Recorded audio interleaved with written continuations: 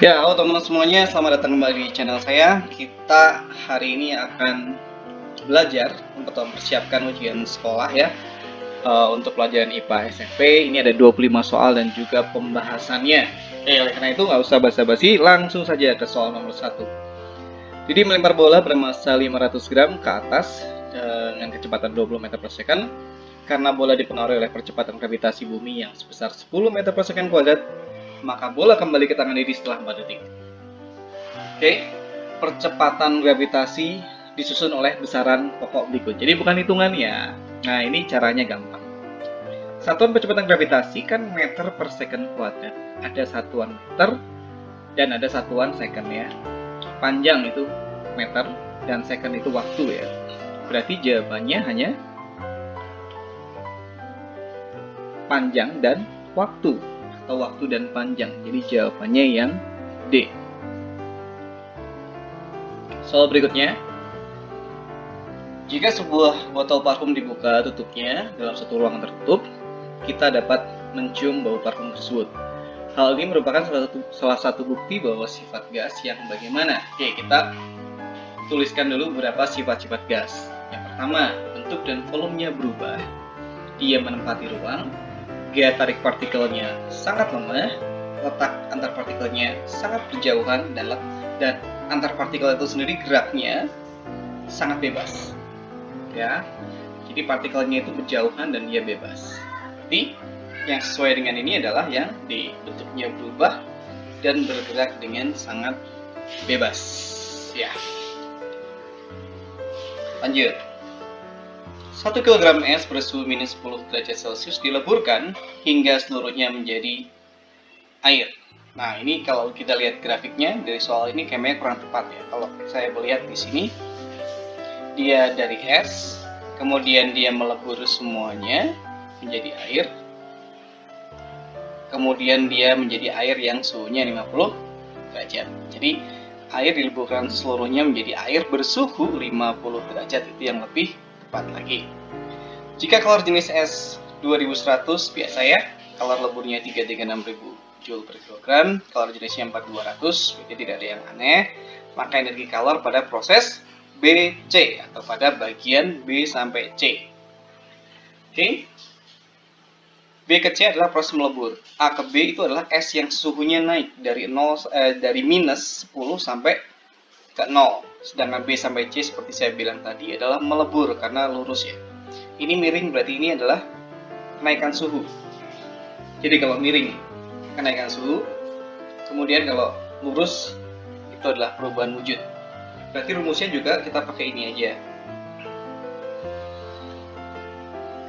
Q sama dengan M kali L atau massa kalikan kalor lebur. Dengan demikian massanya 1 kg dikalikan kalor leburnya 336.000, ketemunya adalah 336.000 Joule. Ingat, kalian tidak diminta untuk menghitung seluruh kalornya. Jadi Q1, Q2, Q3 enggak, cuman B sampai C. Karena itu harus baca soal dengan baik ya. Jadi jawabannya sudah pasti yang 336 kilojoule. Lanjut. Selembar kertas lakmus dicelupkan dalam larutan garam. Ternyata tidak ada perubahan warna pada kertas lakmus. Kenapa? Ini garamnya garam dapur ya, NaCl. Oke, kertas lakmus akan menjadi biru dalam basa dan tetap merah dalam asam. Sementara kalau kertas lakmus biru akan menjadi merah dalam asam dan tetap biru dalam basa. Kesamaan keduanya adalah tidak berubah warna dalam cairan netral seperti garam dapur. Dengan demikian, jawabannya adalah yang C, karena NaCl atau garam dapur adalah garam yang bersifat netral. Oke, berikutnya, proses perubahan materi terjadi melalui peristiwa berikut ini.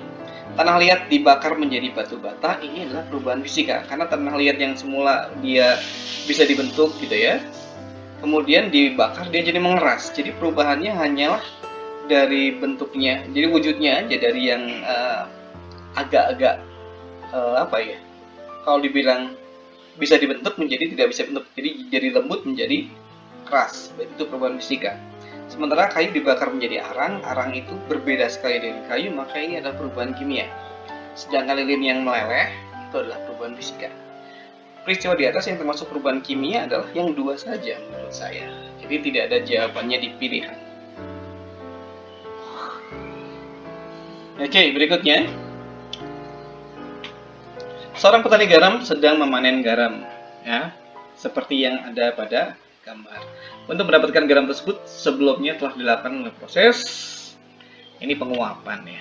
Jadi sudah pasti yang B. Lanjut.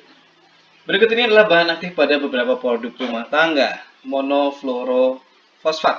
Nah, ini adalah antibakteri untuk pasta gigi. Kalsium gliserofosfat. Ini adalah salah satu bahan pasta gigi juga. Sedangkan natrium hipoklorit sudah dikenal sebagai bahan pemutih pakaian. Nah, yang ditanyakan bahan aktif pemutih pakaian sudah pasti yang 3 saja. Ketika kita memasukkan 1 sendok serbuk kopi ke dalam segelas air panas, lalu kita aduk, lama-kelamaan air tersebut menjadi berwarna hitam. Serbuk kopi masih dapat kita peroleh dari gelas tersebut dengan cara... Oke, kita lihat ada banyak pilihan destilasi. Destilasi itu tujuannya apa sih? Memisahkan dua cairan dengan titik didih berbeda, seperti alkohol sama air. Titik didihnya kan beda kan, 80 derajat Celcius dengan 100 derajat Celcius, maka bisa dipisahkan. Evaporasi sudah kita bahas, adalah penguapan. Hasilnya yang diminta apa? Endapannya. Jadi airnya dibuang. Menyaring dengan kertas saring, ini justru yang didapatkan cairannya. Kemudian yang padatannya itu yang dibuang. Kromatografi, pemisahan warna itu ya, yang ada percobaannya. Jadi sudah pasti di sini. Ini kita butuh cairannya. Maksudnya gini, kita bisa dapat cairannya, kita juga bisa dapat endapannya. Sebenarnya kalau kopi itu disaring itu, karena saya juga minum kopi, itu sebenarnya kita cari cairannya, bukan ampasnya gitu ya. Tapi untuk prakarya kadang ampasnya dibutuhin. Nah, tetap aja pilihan kita untuk yang jawaban K ini adalah yang C, menyaring dengan kertas saring. Jadi cairannya masih bisa diperoleh, endapannya yang biasanya kita buang, tapi bisa juga dipakai untuk kebutuhan prakarya. Oke, jawabannya sudah pasti yang C. Kita lanjutkan. Nah, ini akhirnya ketemu soal hitungan ya. Sebuah kapal terbuat dari besi, besinya massa jenisnya 8.000 kg per meter kubik. Ini massa jenis besi, bukan massa jenis kapal. Massanya 20,5 ton. Percepatan gravitasi di tempat itu adalah 10 meter per second kuadrat. Dan massa jenis air lautnya 1025 kg per meter kubik. Jika volume kapal 40 meter kubik, maka bagian kapal yang tercelup di dalam air laut adalah berapa bagian? Oke, kita pakai rumus ini. Gaya ke atas adalah berat total kapal, sehingga FA sama dengan W total. FA sendiri rumusnya adalah rho cairan air laut dikalikan V tercelup dikalikan gravitasi sama dengan massa total dikalikan gravitasi. Dengan demikian gravitasinya bisa kita coret ya, karena kanan dan kirinya ada, sehingga rho cairan kali V tercelup sama dengan massa total. Kita masukkan angkanya. Rho cairannya 1025 kalikan V tercelup sama dengan massa totalnya sudah ada, yaitu dijadikan kilo kalikan 1000 ya, 2.500 kg. Sehingga V tercelup akan sama dengan 2.500 dibagi dengan 1025. Ingat satuannya harus SI. Sehingga kita dapat 20 meter kubik. Nah, 20 meter kubik ini berapa bagian dibandingkan dengan volume kapal yang 40 meter kubik. Ya, kita tinggal bandingkan aja, 20 dibagi 40. Ketemunya adalah setengah bagian. Mana yang setengah bagian? Jawabannya sudah pasti yang C. Oke, kita lanjutkan ke soal berikutnya. Julia melakukan percobaan dengan menggunakan bola dengan lintasan seperti pada gambar dari P sampai Q ya. Oke, ini kita analisa dulu. Kalau turun itu berarti makin cepat, kalau naik makin lambat, sementara kalau landai berarti kecepatannya tetap. Oleh karena itu sudah pasti jawabannya yang C ya. Next, gaya sebesar 75 Newton dikerjakan atau dipakai untuk menarik sebuah peti bermassa 15 kg yang berada di lantai dasar yang licin. Jika peti ingin digerakkan dengan percepatan 10 meter per second kuadrat, maka gaya yang harus ditambahkan sebesar ini bisa langsung ya. F sama dengan M kali A, massanya adalah 15 kg. Ingin ditarik dengan percepatan 10 meter per second kuadrat, berarti 15 kg dikalikan 10 meter per second kuadrat, ketemunya ada 150 Newton. Nah, tadi udah pakai gaya berapa? 75 kan? Ya, tinggal aja 150 Newton dikurangi 75. Ketemunya ada 75 Newton, jawabannya yang C. Berikutnya, Andrew, Brian, dan Castro mendorong meja ya. Ini kita lihat, ini kayak main-main begitu ya. Dua orang mendorong ke kanan, sementara si Castro ini mendorong ke kiri begitu. Mengibatkan meja bergerak sejauh 200 cm dan usaha total mereka adalah 150 Joule. Maka besarnya gaya X ya, gayanya si ceritanya Brian di sini ya. Oke. Kita pakai rumus W sama dengan sigma F kali S. Oke, jadi ini kayaknya urutannya ada yang ke tukar tadi gampang. 150 Joule sama dengan sigma F-nya kali perpindahannya. 150 Joule dari total, 2 meter tuh dari 200 cm dikalikan dijadikan meter. Jadi dibagi 100 ya. Nah, sehingga semua sigma F sama dengan 150 Joule dibagi 2. Ketemunya adalah rumusnya bernol ya, animasinya saya nggak urut, tapi oke ya. Sigma F-nya sama dengan 75 Newton. Nah, 75 Newton ini adalah gabungan dari 3 gaya kan? Jawabannya nongol dulu. Sigma F sama dengan 45 Newton tambahin X dikurangi 25. Kenapa dikurang? Karena 2 ini dianggap positif karena dorong ke kanan lah. Sebenarnya ini dianggap aja negatif karena dorong ke kiri. Dia anggap ya. Oke, sigma F-nya tadi kita udah dapat 75 Newton ya, sama dengan 45 kurangi 25, 20 ya, 20 Newton tambah X. Sehingga X sama dengan 75 kurangi 20 ya, ketemunya ada 55 Newton. Sehingga jawabannya tadi nongol duluan, ya betul. Rudy dan Sheila sedang bermain jungkat-jungkit di halaman belakang sekolah. Rudy beratnya 800 Newton, beradab 1 meter dari penumpu, sedangkan yang sebelah kanan yang cewek 350 Newton. Harus duduk di mana supaya imbang, itu ceritanya Maya. Oke, kita bisa pakai ini aja, berat 1 kali panjangnya. Jadi berat orang 1 dibagi jarak ke tumpu sama dengan berat orang 2 dibagi jaraknya ke tumpu. Seperti ini. 800 Newton kali 1 meter punyanya si Rudy sama dengan 350 Newton kalikan ini L ini. Kalau di sini tulisannya X ya, sama aja. Sehingga L 800 meter sama dengan 350 kali L2. L2-nya ini sama dengan 800 meter kita bagi dengan 350. Ketemunya adalah 2,28. Kita pilih yang mendekati atau yang hasil pembulatan, yaitu 2,3. Jawabannya yang A. So, berikutnya perhatikan gambar posisi bulan terhadap bumi berikut. Ditanya wajah bulan dari posisi yang tampak dari bumi dari posisi 4. Tadi yang di sini ya. Posisi 4 ini sebelum saya buka kuncinya, saya logika dulu aja ya. Kalau di posisi ini kita lihat ya. Ini berarti putihnya banyak di kiri, hitamnya sedikit di kanan. Nah, ini C kayaknya. Oke, ini adalah gambar fullnya. Dan kalau kita lihat, sama seperti logika saya tadi ya. Kelihatan dari sini sebelah kirinya lebih banyak yang terangnya, hitamnya di sebelah kanan lebih sedikit. Sedangkan yang di sini, kalau misalkan ditanya yang nomor berapa? Nomor 6. Kita lihat sebagai orang di sini, maka kirinya putihnya lebih banyak, tapi yang di kirinya yang hitam. Gitu logika saya sih. Jawabannya adalah yang C. Lanjut. Beberapa tindakan dapat dilakukan sesudah terjadi bencana banjir. Sesudah, ya. Ini berarti bab yang itu ya, kelas 7 itu ya, bencana. Pemberian bantuan misalnya tempat perlindungan darurat bagi mereka yang kehilangan tempat tinggalnya, ya benar. Membersihkan tempat tinggal dan lingkungan rumah, benar. Memeriksa dan menolong diri sendiri, kemudian menolong orang di dekat kamu yang memerlukan bantuan, benar. Jangan minum air sumur terbuka karena sudah terkontaminasi. Betul semuanya. Tadi jawabannya yang D.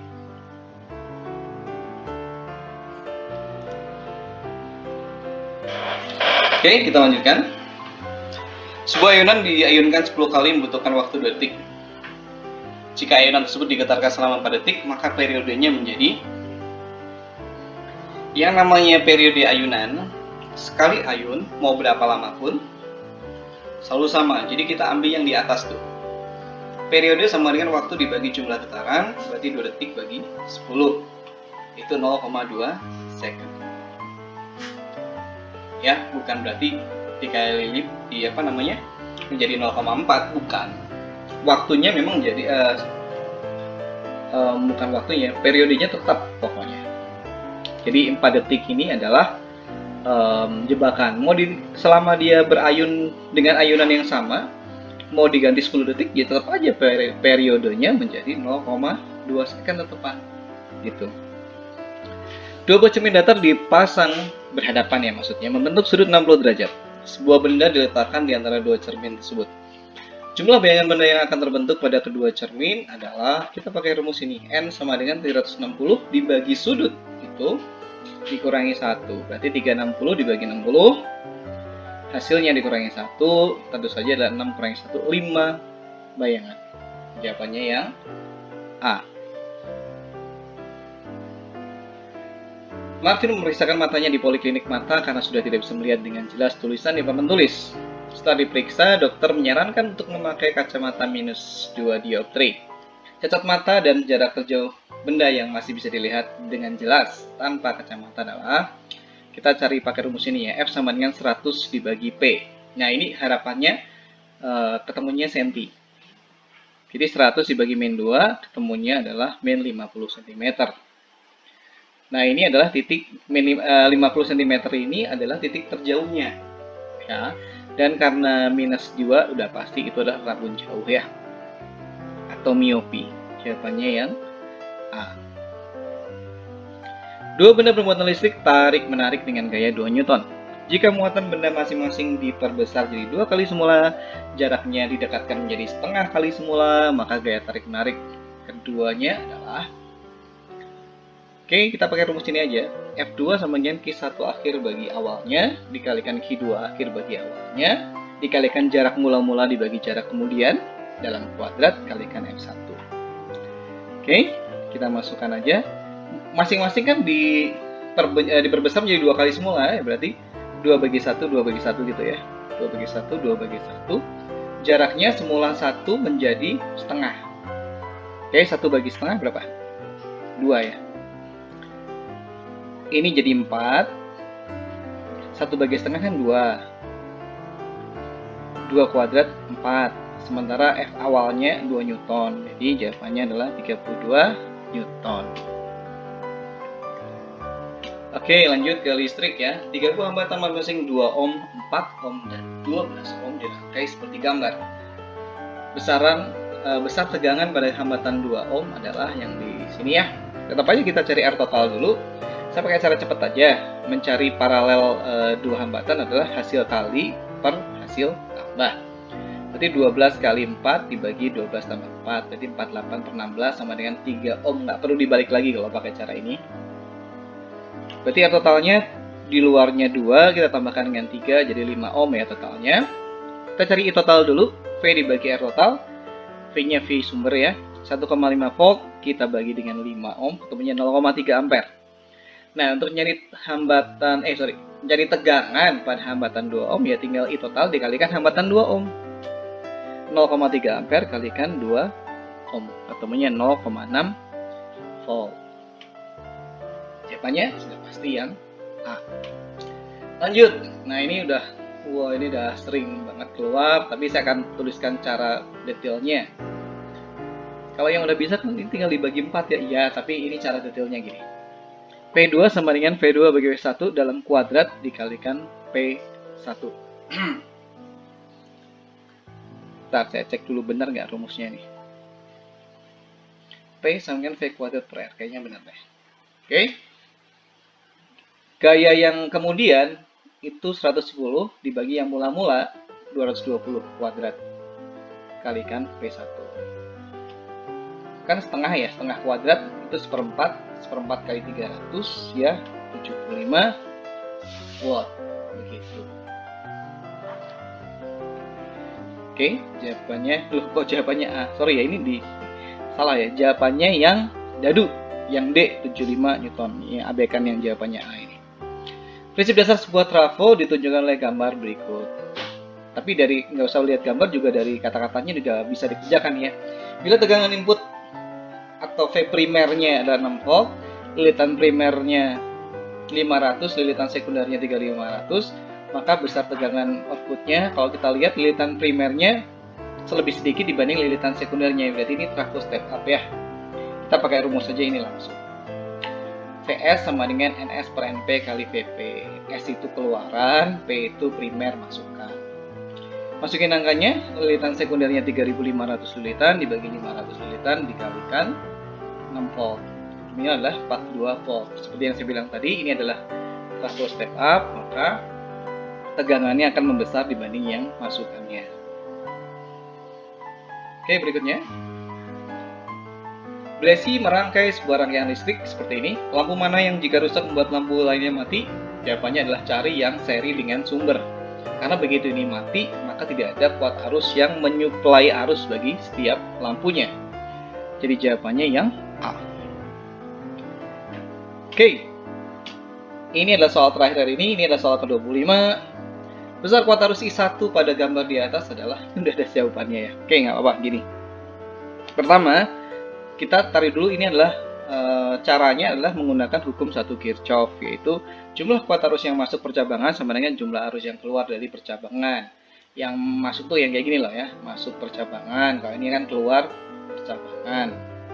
Yang masuk 3 ampere, 5 ampere, titik-titik kenapa kita bandingin dulu sama yang keluar? Yang keluar 3 ampere, 7 ampere.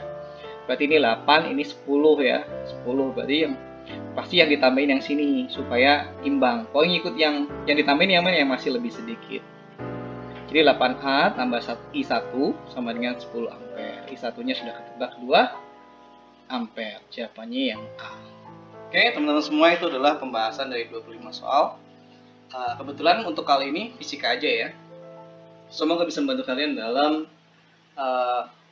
belajar atau mempersiapkan ujian sekolah kalian. Oke, sampai ketemu di video selanjutnya. Bye-bye.